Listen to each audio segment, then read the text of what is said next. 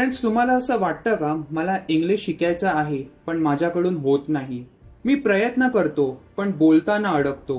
लोकांसमोर इंग्लिश बोलायचं म्हणजे पॅनिक अटॅक येतो आणि मग मनात एक विचार येतो, कदाचित इंग्लिश माझ्यासाठी नाही.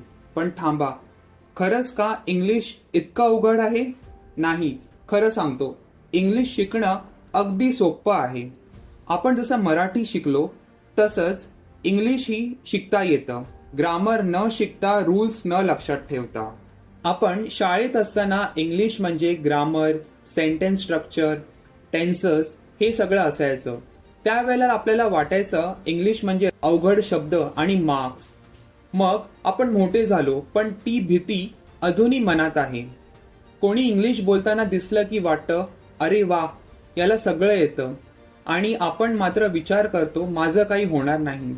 पण एक गोष्ट सांगेन, तुम्ही आधीच एक भाषा फ्लुएंट बोलता, ते म्हणजे मराठी. ती तुम्ही शिकलीत का? नाही ना. तुम्ही ऐकून, पाहून, नक्कल करून शिकलात. कोणी ग्रामर समजवलं नव्हतं तरी सुद्धा आज तुम्ही एफर्टलेसली बोलता. एक लहान बाळ बघा, त्याला सुरुवातीला काहीच कळत नाही. ते फक्त ऐकतं, आई वडील काय बोलतात, लोक काय म्हणतात. हळूहळू ते शब्द ओळखायला लागतं, उच्चार करायला लागतं आणि एक दिवशी ते बोलायला लागतं, ग्रामर न शिकता, वोकॅब्युलरी न जाणून सुद्धा. तेच तर सिक्रेट आहे. भाषा शिकायची म्हणजे ती समजून घेणे आणि वापरणं. नुसती पुस्तकात नाही तर खऱ्या आयुष्यात वापरणं.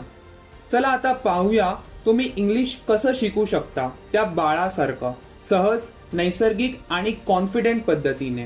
रोज थोडं इंग्लिश ऐका. यूट्यूबवरील short clips, motivational videos, English stories किंवा माझ्या यूट्यूब चॅनलमधील कॉन्व्हर्सेशनल व्हिडिओज.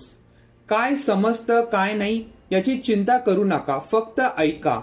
तुमचं ब्रेन आपोआप पॅटर्न्स पकडायला लागेल. तेच आपण मराठी शिकताना केलं होतं. सुरुवात करा अगदी छोट्या वाक्यांनी. उदाहरणं, मी येतो, आय एम कमिंग, थांब जरा, वेट अ मिनिट, मला पाणी पाहिजे, आय नीड वॉटर, चल जाऊया, लेट्स गो. दररोज काही वाक्य बोला.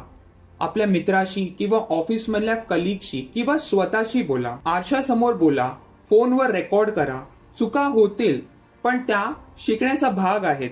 लक्षात ठेवा, जर तुम्ही चुका करत नसाल तर तुम्ही शिकतच नाही आहात. जास्तीत जास्त इंग्लिशचा वापर करा. व्हॉट्सअपवर कधी कधी इंग्लिशमध्ये रिप्लाय द्या.